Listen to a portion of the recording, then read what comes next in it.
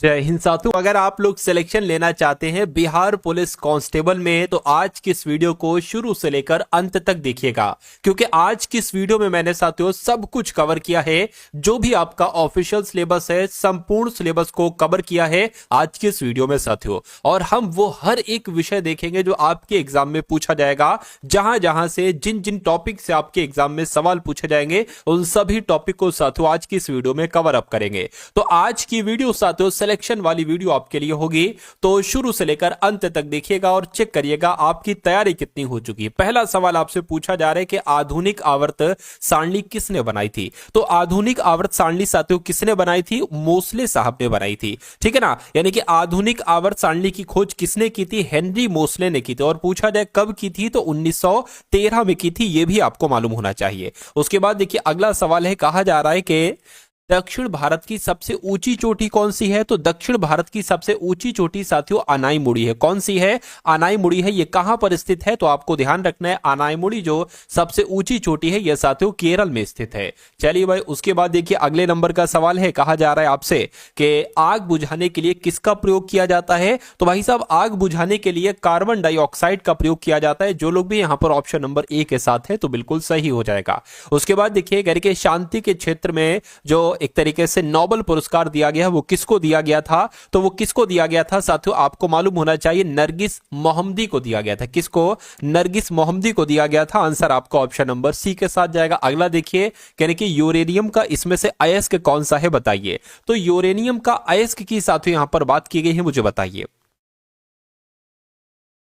चलिए तो यहां पर अगर बात करते हैं साथियों, देखिए पिच ब्लेंड की अगर बात करें तो ये पिच ब्लेंड जिसे यूरेनियम के नाम से भी जाना जाता है और ये यूरेनियम का अयस्क भी है। तो इसलिए सभी जिनका जिनका भी आंसर ऑप्शन नंबर बी है तो बिल्कुल सही है।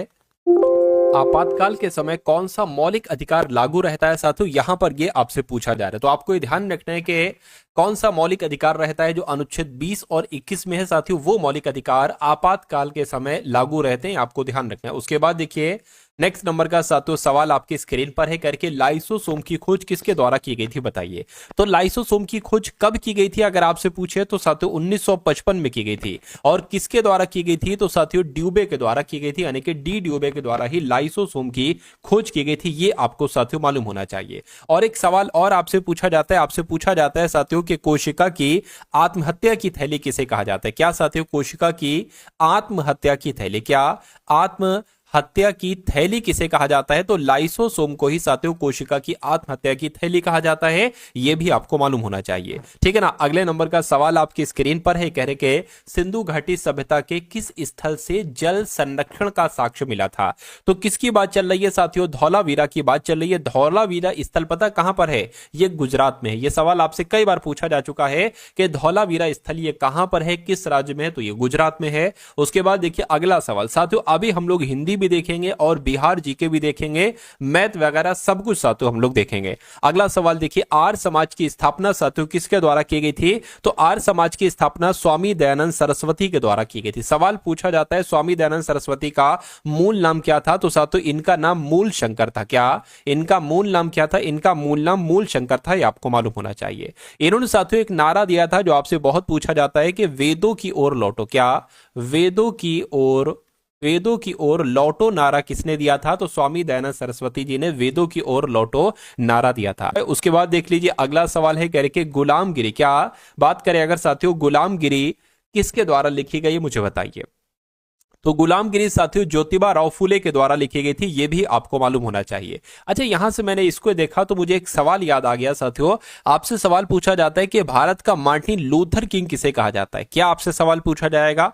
आपसे पूछा जाएगा भारत का मार्टिन लूथर, क्या मार्टिन लूथर किंग किसे कहा जाता है? भारत का मार्टिन लूथर किंग किसे कहा जाता है? तो स्वामी दयानंद सरस्वती को ही भारत का मार्टिन लूथर किंग कहा जाता है। ये बहुत इंपॉर्टेंट क्वेश्चन था। उसके बाद देखिए कह रहे कि वन अनुसंधान संस्थान ये कहां पर स्थित है। तो ये कहां पर स्थित है? ये उत्तराखंड में स्थित है। उत्तराखंड के देहरादून में ही साथियों वन अनुसंधान स्थान स्थित है, आपको ध्यान रखना है। अगला सवाल आपकी स्क्रीन पर है, कहा आपसे जा रहा है कि बिहार में डचों द्वारा पहली फैक्ट्री जो स्थापित की गई थी वो कहां पर स्थापित की गई थी? तो वो साथियों पटना में स्थापित की गई थी। कहां पर साथियों? पटना में स्थापित की गई थी। चलिए अगला देखिए, कह रहे कि रेड डेटा बुक किस संस्था के द्वारा प्रकाशित की जाती है, बताइए।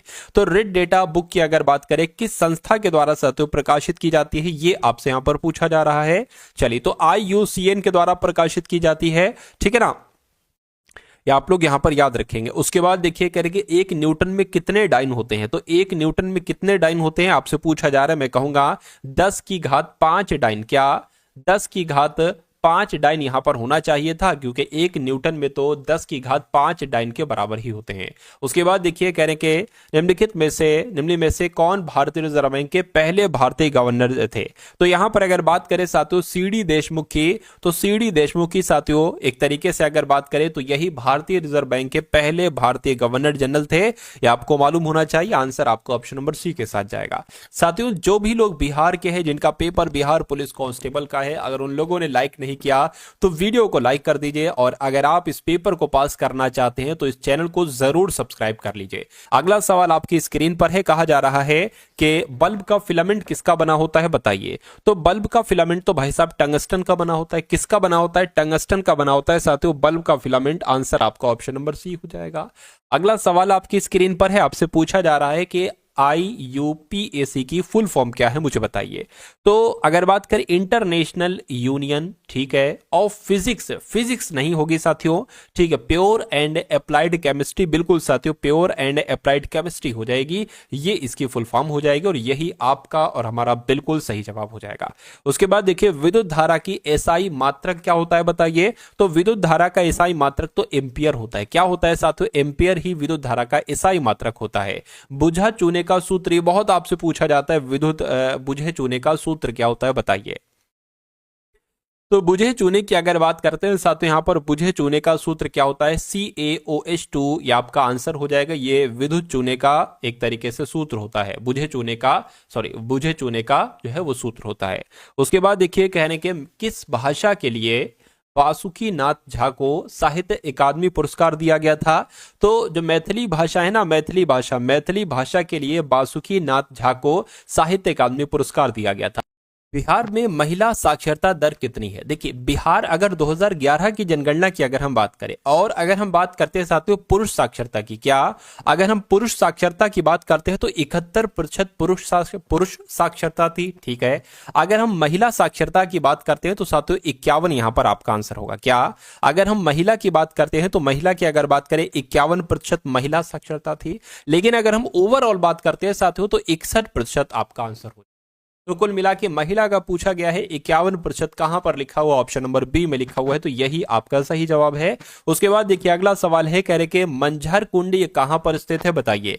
तो मंझर कुंड की अगर बात करते हैं साथियों, ये बिहार के रोहतास में स्थित है। कहां पर? बिहार के रोहतास में स्थित है, आपको मालूम होना चाहिए। उसके बाद देखिए कह रहे कि भारत में न्यूनतम जनसंख्या घनत्व वाला जिला कौन सा है? तो भारत में न्यूनतम जनसंख्या घनत्व वाले जिले की अगर बात करते हैं तो अरुणाचल प्रदेश आपका राइट आंसर हो जाएगा। अरुणाचल प्रदेश में एक है दिबांग घाटी, ये साथियों न्यूनतम जनसंख्या घनत्व वाला जिला है, ये आपको ध्यान रखना है, ठीक है ना। चलिए, और यहां पर अगर बात करें साथियों 17, ठीक है, 17 प्रति वर्ग मीटर यहां की साथियों एक तरीके से जनसंख्या घनत्व, यह भी आपको मालूम होना चाहिए। उसके बाद देखिए अगला सवाल करके 1943 में आजाद हिंद फौज की स्थापना साथियों कहां पर हुई थी, आपसे पूछा जा रहा है, मुझे बताइए। देखिए कहां पर की गई थी आपसे पूछा जाए तो सिंगापुर में की गई थी। कब की गई थी? तो साथियों 1943 में की गई थी। किसके द्वारा की गई थी? मोहन सिंह के द्वारा की गई थी। ये 2 से 3 सवाल आपको ध्यान रखना है। आजाद हिंद फौज की स्थापना मोहन सिंह के द्वारा 1943 में सिंगापुर में की गई थी। शेरशाह सूरी का मकबरा कहां पर स्थित है साथियों, बताइए। शेरशाह सूरी का मकबरा आपसे कुल मिला के यहां पर पूछा जा रहा है, तो अगर आपका जवाब साथियों सासाराम है, और सासाराम कहां पर है? बिहार में है सासाराम में ही शेरशाह सूरी का मकबरा है। जनहित याचिका के भारत भारत में प्रवर्तक कौन थे बताइए। तो जनहित याचिका की अवधारणा एक तरीके से अगर बात करें तो ये साथियों अमेरिका से इसका रिलेशन है। कहां से? अमेरिका से। लेकिन अगर जनहित याचिका के भारत में प्रवर्तक की अगर बात करें तो आपका जवाब साथियों पीएन भगवती हो जाएगा। क्या हो जाएगा? पीएन भगवती हो जाएगा। आंसर आपको ऑप्शन नंबर बी हो जाएगा। अगला सवाल देखिए आपकी स्क्रीन पर है, पूछा जा रहा है कि ग्रीन पीस इंटरनेशनल का मुख्यालय कहां पर स्थित है। तो ग्रीन पीस इंटरनेशनल का मुख्यालय नीदरलैंड के एम्स्टर्डम में स्थित है। सही जवाब आपका ऑप्शन नंबर बी हो जाएगा। और जिनका भी आंसर यहां पर ऑप्शन नंबर बी है तो बिल्कुल करेक्ट है। अब उसके बाद यहां पर अगर बात करें तो कुछ सवाल हम लोग इंग्लिश के देख लेते। अच्छा, हिंदी के भी सवाल है, बिल्कुल हिंदी के भी सवाल है। हिंदी के सवाल यहां से शुरू कर दें। चलिए तो पहले हिंदी के सवाल देख लें हम लोग, ठीक है। उसके बाद जो कुछ इंग्लिश के थोड़े बहुत सवाल हैं वो हम लोग देख लेंगे। पहले हिंदी के सवाल आप लोग देख लीजिए और देखिए कितना स्कोर आपका यहां पर हो पाता है। दर्शन में कौन सा वचन है मुझे बताइए। दर्शन, देखिए हमेशा दर्शन शब्द जो होता है ना वो बहुवचन के अंतर्गत आता है, तो ये एक बहुवचन शब्द हो जाएगा। अच्छा, जैसे कि अगर बात करते हैं ना, देखिए जो आपका आंसू शब्द है, आंसू ये भी हमेशा बहुवचन के अंतर्गत आता है। उसके अलावा प्राण शब्द भी हमेशा हमेशा बहुवचन के अंतर्गत ही आता है। महापुरुष में समास आपसे पूछा जा रहा है, तो महापुरुष की अगर बात करें, महान है जो पुरुष, यानी कि इसमें कौन सा समास हो जाएगा? कर्मधारय समास हो जाएगा। और आपका आंसर अगर है ऑप्शन नंबर बी तो बिल्कुल करेक्ट है। उसके बाद देखिए इंग्लिश का सवाल है, कहने के fill in the blanks in the idiom to let the. अब यहां पर अगर बात करें out of the bag with the correct choice, यहां पर कौन सा वर्ड आएगा ये आपसे पूछा जा रहा है। देखिए टू लेट द, ठीक है। यहां पर अगर बात करें बर्ड, कैट, एप्पल, पिजन, देखिए अगर यहां पर कैट आ जाए तो हो जाएगा पूरा to let the cat out of the bag, यानी कि रहस्य खोल देना। इसको हिंदी में पता क्या कहेंगे? इस मुहावरे को, इस मुहावरे को हिंदी में कहेंगे साथियों रहस्य खोल देना। क्या कहेंगे? रहस्य खोल देना। इसको साथियों हम लोग कहेंगे। तो आपका आंसर क्या हो जाएगा? ऑप्शन नंबर क्या हो जाएगा साथियों? ऑप्शन नंबर बी हो जाएगा। अगला देखिए अत्याचार की अगर बात करें, इसका संधि विच्छेद आपसे पूछा जा रहा है, तो अति धन आचार हो जाएगा इसका संधि विच्छेद है। और इसमें कौन सी संधि है? इसमें साथियों यड़ संधि है। यड़ संधि क्यों होगी? क्योंकि साथियों, ठीक है ना, आधा है और उसके बाद आधा वर्ण है कोई और यहां पर या आ गया है, तो अगर या से पहले कोई आधा वर्ण आएगा और संधि पूछी जाएगी तो वहां पर हमेशा यड़ संधि ही होती है। उसके बाद देखिए नेक्स्ट नंबर का सवाल आपकी स्क्रीन पर है, कह रहे कि दो वर्णों के मेल को क्या कहा जाता है। तो दो वर्णों के मेल से जो विकार होता है उसको ही तो साथियों संधि कहा जाता है। क्या? उसको ही संधि कहा जाता है। आपको ध्यान रखना है। आंसर आपको ऑप्शन नंबर बी हो जाएगा। और जब दो या दो से अधिक शब्द मिलते हैं और कोई नया शब्द बनता है तो उसको क्या कहा जाता है? उसको समास कहा जाता है। तो संधि भी देख ली, समास भी देख लिया। उसके बाद देखिए अगला सवाल है आपकी स्क्रीन पर, पूछा जा रहा है कि अनुपम मिश्र का जन्म कब हुआ था और कहां पर हुआ था। तो महाराष्ट्र के वर्धा में हुआ था। कब हुआ था? तो 1948 में हुआ था। आंसर आपका ऑप्शन बी हो जाएगा। गुरु नानक की अगर बात करें तो इनका जन्म कहां पर हुआ था बताइए। तो गुरु नानक का जन्म कब हुआ था अगर पूछा जाए तो 1459 में हुआ था।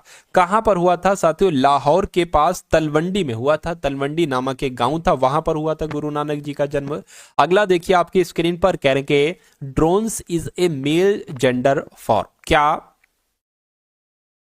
ठीक है, drone is a male gender for. तो ड्रोन की अगर बात करें, ड्रोन का मेल जेंडर क्या एक तरीके से क्या हो जाएगा आपसे पूछा जा रहा है, ठीक है। तो एक तरीके से ड्रोन का मेल जेंडर साथियों बी हो जाएगा। बी हो जाएगा तो बी आपका यहां पर सही जवाब हो जाएगा। अगला सवाल कह रहे हैं कि गौतम बुद्ध, क्या गौतम बुद्ध को ज्ञान की प्राप्ति कहां पर हुई थी बताइए। तो गौतम बुद्ध की अगर बात करें, इनको ज्ञान की प्राप्ति तो बोधगया में हुई थी। कहां पर हुई थी साथियों? बोधगया में हुई थी। देखिए इन्होंने 29 वर्ष की आयु में, क्या गौतम बुद्ध ने 29 वर्ष की आयु में जो ग्रह त्याग दिया था, इस ग्रह त्याग को क्या कहा जाता है? इसको ही महाभिनिष्क्रमण कहा जाता है। क्या? महाभिनिष्क्रमण कहा जाता है। उसके बाद देखिए बिहार का सिल्क सिटी, ये क्वेश्चन बहुत इंपॉर्टेंट है साथियों और आपके एग्जाम में आएगा। क्या? ये क्वेश्चन आपके एग्जाम में आएगा। तो बिहार का सिल्क सिटी किसे कहा जाता है बताइए। तो आप लोग ध्यान रखेंगे भागलपुर को ही साथियों बिहार का सिल्क सिटी कहा जाता है। उसके बाद देखिए 22 जनवरी 1905 को कौन सी घटना हुई थी। तो 22 जनवरी 1905 को खूनी रविवार एक तरीके से कहलाया जाता है। क्या? खूनी रविवार, ये आपका बिल्कुल करेक्ट आंसर हो जाएगा। उसके बाद देखिए करके जजिया कर किसने लागू किया था बताइए। तो जजिया कर की अगर बात करें तो ये तो किसके द्वारा लागू किया गया था, फटाफट आप लोग बताइए। चलिए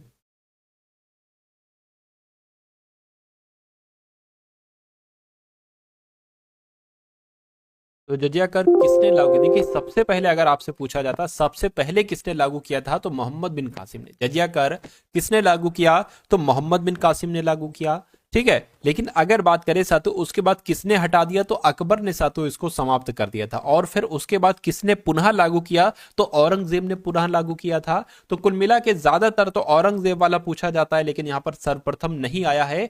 तो फेमस जो चीज है ना वो मैं आपको बता रहा हूं, औरंगजेब की अगर बात करें जजिया कर किसने लागू किया था तो औरंगजेब ने लागू किया था, ये आपको ध्यान रखना है। उसके बाद देखिए कहा जा रहा है आपसे साथियों कि निम्नलिखित में से कौन सी खारे पानी की एक झील है। तो खारे पानी की झील साथियों कौन सी है आप लोग को मालूम होना चाहिए साथियों, पैंगोंग त्सो झील इस झील का नाम है और ये खारे पानी की एक झील है। उसके बाद देखिए मृच्छकटिकम के रचनाकार कौन है बताइए। तो मृच्छकटिकम किसकी रचना है, मैं कहूंगा शूद्रक की रचना है। किसकी साथियों, शूद्रक की रचना है। राइट आंसर आपका ऑप्शन नंबर बी हो जाएगा। अगला सवाल कह रहे जीवित कोशिका के खोजकर्ता कौन है, क्या आपका यहां पर सही जवाब हो सकता है साथियों बताइए। तो यहां पर अगर बात करते हैं साथियों हम लोग के ल्यूवेन हॉक इनका नाम है और ल्यूवेन हिक ही जीवित कोशिका के खोजकर्ता माने जाते हैं। राइट आंसर जिनका ऑप्शन नंबर सी के साथ है उन सभी का आंसर बिल्कुल करेक्ट हो जाएगा।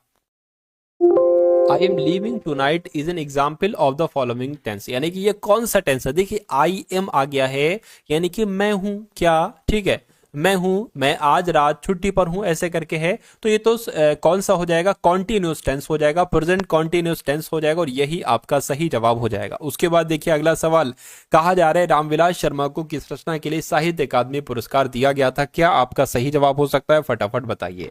तो अगर आपका जवाब साथियों यहाँ पर निराला की साहित्य साधना है, इस रचना के लिए रामविलास शर्मा को साहित्य अकादमी पुरस्कार दिया गया था। कब दिया गया था, 1970 में दिया गया था, ये आपका राइट आंसर होना चाहिए। उसके बाद देखिए कह रहे उच्च न्यायालय की पहली महिला मुख्य न्यायाधीश कौन थी, ये क्वेश्चन साथियों इंपॉर्टेंट है, ठीक है। तो यहां पर आपका सही जवाब लीला सेठ हो जाएगा, यानी कि लीला सेठ ही हाई कोर्ट की पहली महिला मुख्य न्यायाधीश थी। चलिए, और ये दिल्ली की थी साथियों, ठीक है ना, कहाँ की थी, दिल्ली की थी। उसके बाद देखिए अगला सवाल कह रहे कि 1 ग्राम यूरेनियम कितने उच्च ग्रेड कोयले के बराबर उत्पन्न ऊर्जा करता है। तो क्या आपका सही जवाब होगा साथियों, 4.5 टन आपका राइट आंसर हो जाएगा। 4.5 टन आपका सही जवाब हो जाएगा। ऑप्टिकल फाइबर के आविष्कारक कौन है बताइए। तो ऑप्टिकल फाइबर के आविष्कारक नरिंदर सिंह कपानी है। कौन है साथियों, नरिंदर सिंह कपानी है, ये आपका बिल्कुल करेक्ट आंसर है। अगला देखिए कह रहे वनस्पति विज्ञान पौधे से संबंधित है तो कीट विज्ञान किससे संबंधित होगा मुझे बताइए। देखिए यहां पर अगर बात करें तो वनस्पति विज्ञान पौधों से संबंधित बिल्कुल, तो कीट विज्ञान का संबंध कीड़े से होगा। किससे होगा, कीड़े से होगा। अच्छा, पक्षियों के अध्ययन को क्या कहा जाता है अगर आपसे पूछा जाए तो साथियों ऑर्निथोलॉजी कहा जाता है। आपसे अगर पूछा जाए, क्या पूछा जाए कि पक्षियों के विज्ञान को क्या कहा जाता है तो ऑर्निथोलॉजी कहा जाता है, ठीक है, बहुत बढ़िया। अगर कवकों के अध्ययन से के बारे में पूछा जाए, पक्षियों के अध्ययन को क्या कहा जाता है, ऑर्निथोलॉजी। कवकों के अध्ययन को माइकोलॉजी कहा जाता है, ये बहुत पूछा जाता है माइकोलॉजी वाला।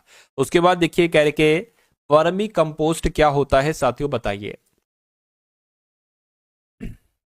तो वर्मी कंपोस्ट की अगर बात करें ये एक जैविक उर्वरक है। क्या है साथियों, जैविक उर्वरक है। उसके बाद देखिए अगले नंबर का सवाल कह रहे कि एक घोल में 450 ग्राम पानी और 50 ग्राम सामान्य नमक है तो उस घोल की सांद्रता क्या होगी।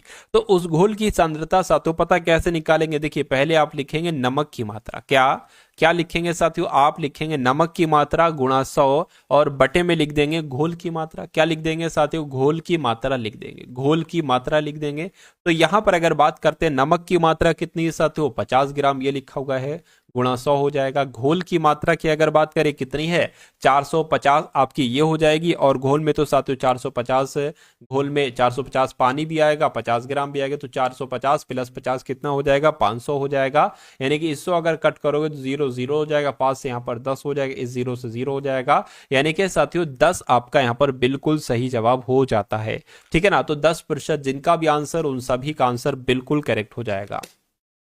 जो अच्छा बोलता है उसके लिए एक शब्द क्या होगा बताइए, वक्ता, वाचाल, सुवक्ता। देखिए जो बहुत अधिक बोलता है उसको वाचाल कहा जाएगा। सुवक्ता की अगर बात करें तो जो अच्छा बोलता है ना उसको सतो सुवक्ता कहा जाता है। आंसर आपका ऑप्शन नंबर सी हो जाएगा। उसके बाद देखिए फुर्तीला का सही वर्तनी क्या है, यानी कि यहाँ पर एक शब्द लिखा हुआ है फुर्तीला, फुर्तीला नहीं होता है, फुर्तीला होता है। और फुर्तीला शब्द कहां पर लिखा हुआ है, ऑप्शन नंबर सी में लिखा हुआ है। तो ये शब्द ऐसे नहीं बल्कि ऐसे लिखा जाएगा। अगला देखिए साथियों आपकी स्क्रीन पर है करके दुधवा राष्ट्रीय उद्यान कहां पर स्थित है बताइए।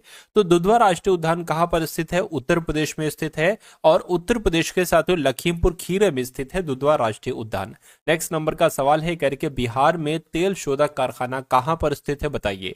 तो पटना में नहीं, गया में नहीं साथियों, मुजफ्फरपुर में ही, मुजफ्फरपुर में तेल शोधक कारखाना स्थित है। उसके बाद देखिए अगला सवाल है, कह रहे हैं कि बिहार विधानसभा के अध्यक्ष कौन है साथियों बताइए। चलिए, तो अवधेश नारायण सिंह की अगर बात करें, ये साथियों बिहार विधानसभा के अध्यक्ष हैं। अगला सवाल कह रहे हैं कि 1% का आधा कितना होता है बताइए। तो 1% की आधी की अगर बात करें, देखिए 1% लिखा हुआ है तो 1/100 हो जाएगा।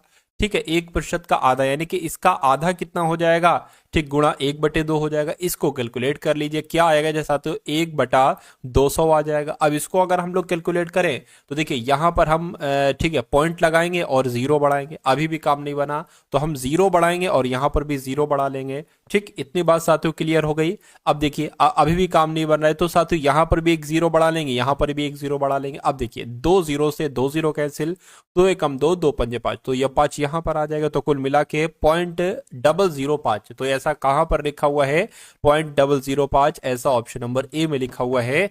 तो ये क्या होगा साथियों, ये आपका बिल्कुल करेक्ट आंसर हो जाएगा। चांद पर सबसे पहला कदम किसने रखा था साथियों बताइए। तो अगर बात करते हैं साथियों 21 जुलाई 1969, कब, 21 जुलाई 1969 को सबसे पहले चांद पर कदम किसने रखा था, नील आर्मस्ट्रांग ने रखा था। यह आपको मालूम होना चाहिए, इसलिए जिनका भी आंसर ऑप्शन नंबर ए है तो बिल्कुल करेक्ट हो जाएगा। उसके बाद देखिए अगला सवाल कह रहे कि निर्वात में ध्वनि की गति कितनी होती है बताइए।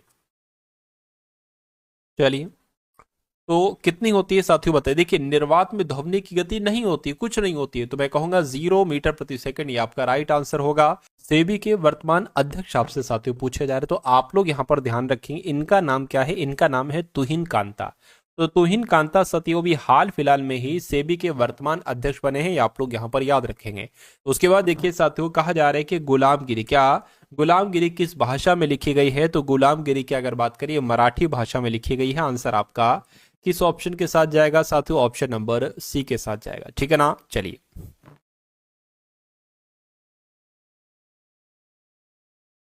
उसके बाद देखिए कह रहे कि जट जटिन किस राज्य का लोक नृत्य है। तो ये जट जटिन साथियों बिहार में किया जाता है। कहां पर किया जाता है, बिहार में किया जाता है। अगला देखिए कह रहे कि हिरोशिमा पर बम कब गिराया गया था बताइए। तो हिरोशिमा की अगर बात करते हैं साथियों, हिरोशिमा पर ठीक है कब बम गिराया गया था, 6 अगस्त 1945 को, बिल्कुल 6 अगस्त 1945 को ही हिरोशिमा पर ठीक है बम गिराया गया था। नेक्स्ट नंबर का सवाल आपकी स्क्रीन पर है, कह रहे कि विजयनगर साम्राज्य की राजधानी कहां पर है। तो विजयनगर साम्राज्य की स्थापना साथियों 1336 में की गई थी। संगम वंश के हरिहर और बुक्का ने की थी साथियों। और विजयनगर साम्राज्य की राजधानी की अगर बात करें तो हम्पी इसकी राजधानी हो जाएगी। अगला देखिए कहा जा रहा है कि कौन सी नदी बिहार में नहीं बहती है साथियों बताइए। चलिए, तो गंगा नदी बहती है, कोसी, सोन, लेकिन रामगंगा यहां पर नहीं बहती है, नहीं बहती है, तो ये आपका राइट आंसर हो जाएगा। ठीक है, चलिए। उसके बाद देखिए कह रही कि ओजोन परत दिवस ये कब मनाया जाता है बताइए। तो ओजोन, विश्व ओजोन परत दिवस कह लो या ओजोन परत एक तरीके से कह लो, तो ये सातों 16 सितंबर को मनाया जाता है। और 16 सितंबर कौन सा ऑप्शन में लिखा हुआ है, ऑप्शन नंबर बी में लिखा हुआ है। उसके बाद देखिए अगला सवाल कहा जा रहा है आपसे कि किसने कहा था कि कांग्रेस हथियारों के बिना गृह युद्ध है, महात्मा गांधी जी ने, पंडित जवाहरलाल नेहरू ने, सर सैयद अहमद खान ने, या सरदार वल्लभ भाई पटेल ने बताइए। तो ये बात सातों सर सैयद अहमद खान के द्वारा की गई थी कि कांग्रेस हथियारों के बिना गृह युद्ध है। अगला सवाल करके उत्तर वैदिक काल में इंद्र का स्थान किस देवता को मिला था बताइए। तो उत्तर वैदिक काल की अगर बात करें, इंद्र का स्थान प्रजापति देवता को मिला था। प्रजापति आपके इस सवाल का बिल्कुल सही जवाब है। जामा मस्जिद का निर्माण किसने करवाया था बताइए। तो जो दिल्ली की जामा मस्जिद है इसका निर्माण शाहजहां के द्वारा करवाया गया था। ठीक है, शाहजहां के द्वारा करवाया गया था, तो शाहजहां आपका इस सवाल का बिल्कुल सही जवाब हो जाएगा। उसके बाद देखिए कह रहे कि आर्यों का मूल निवास स्थान क्या था। तो आर्यों का मूल निवास स्थान साथियों क्या था, आप लोगों को मालूम होना चाहिए, मध्य एशिया था। ठीक है ना, मध्य एशिया था, तो मध्य एशिया आपका आंसर हो जाएगा। ठीक है,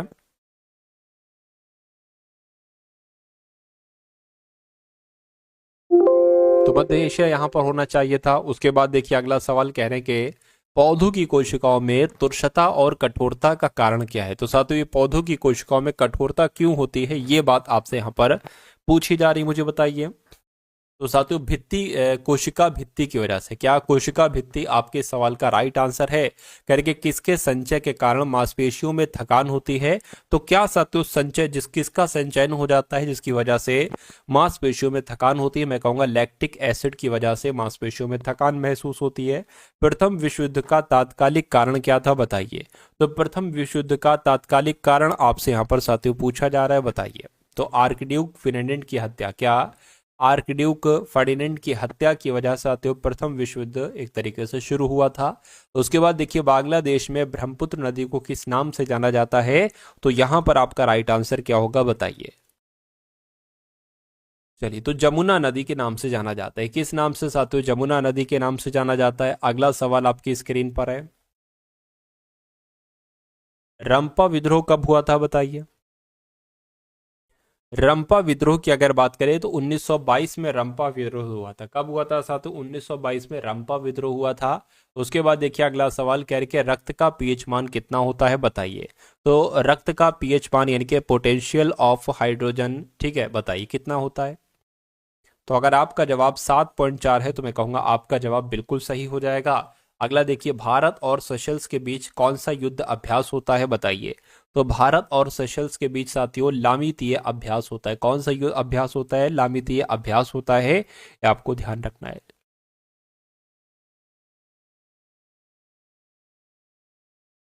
मोहनजोदड़ो का शाब्दिक अर्थ क्या है? तो साथियों इसका मतलब क्या है? मृतकों का टीला। इसका मतलब क्या मतलब है इसका?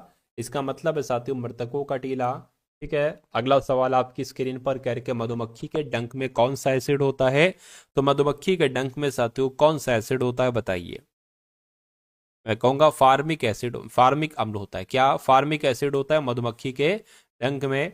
उसके बाद देखिए कह रहे कि सेरिकल्चर का संबंध किससे है, बताइए। सेरिकल्चर की अगर बात करें यानी कि रेशम उत्पादन की बात चल रही है। किसकी बात चल रही है साथियों? रेशम उत्पादन की यहां पर बात चल रही है। रेशम उत्पादन की बात चल रही है साथियों, तो आपका राइट आंसर रेशम कीट पालन हो जाएगा। रेशम कीट पालन हो जाएगा। कागज उद्योग से बिहार की कौन सी नदी प्रदूषित हो रही है, बताइए। तो कागज उद्योग से साथियों कौन सी नदी प्रदूषित हो रही है? मैं कहूंगा गंगा गंगा नदी प्रदूषित हो रही है, ये आपका राइट आंसर है। संविधान बनाने में कितना समय लगा था? 3 साल का, या 2 साल 11 महीने 18 दिन का, या 4 साल 5 माह का, या 1 साल 6 माह का? तो आप लोगों को यहाँ पर ये याद रखना है कि 2 साल 11 महीने 18 दिन का समय लगा था संविधान को बनाने में। तो जिनका भी आंसर, जो लोग भी यहाँ पर ऑप्शन नंबर बी के साथ है, उनका आंसर सही होगा। गणतंत्र दिवस 2024 के मुख्य अतिथि कौन थे? तो अगर आपसे साथियों ये सवाल पूछा जाए तो आपका जवाब क्या होगा? इमैनुअल मैक्रो थे। कौन थे? इमैनुअल मैक्रो थे। उसके बाद देखिए कह रहे कि ब्लैकफुट किसके कारण होता है, बताइए। तो ब्लैकफुट एक रोग होता है साथियों। क्या होता है? ये आर्सेनिक के कारण होता है। ठीक है, एक रोग होता है। ये रोग आर्सेनिक के भूजल संदूषण के कारण हो जाता है, आपको साथियों ध्यान रखना है। चलिए अब उसके बाद देखिए कह रहे कि नीति आयोग के सीईओ कौन है साथियों, बताइए। नीति आयोग के सीईओ आपसे पूछे जा रहे हैं। तो नीति आयोग के सीईओ साथियों वीबीआर सुब्रमण्यम है। कौन है? वीबीआर सुब्रमण्यम है नीति आयोग के, ठीक है, सीईओ यानी कि चीफ एग्जीक्यूटिव ऑफिसर। उसके बाद देखिए अगला सवाल करके मिशन इंद्रधनुष ये किससे संबंधित है? तो ये मिशन इंद्रधनुष तो साथियों बच्चों के टीकाकरण से संबंधित है। किससे संबंधित है? बच्चों के टीकाकरण से। और भारत का पहला जैव मंडल संरक्षित क्षेत्र कौन सा है? सुंदरवन, नीलगिरी, कान्हा, या काजीरंगा, बताइए। तो यहां पर अगर साथियों बात करें तो नीलगिरी आपका सही जवाब हो जाएगा। यानी कि नीलगिरी बायोस्फीयर रिजर्व की अगर बात करें तो ये भारत का प्रथम बायोस्फीयर रिजर्व है, ये आप लोग ध्यान रखें। यानी कि पहला जैवमंडल संरक्षित क्षेत्र है। अगला देखिए करके छठी अनुसूची किन राज्यों से संबंधित है, बताइए। चलिए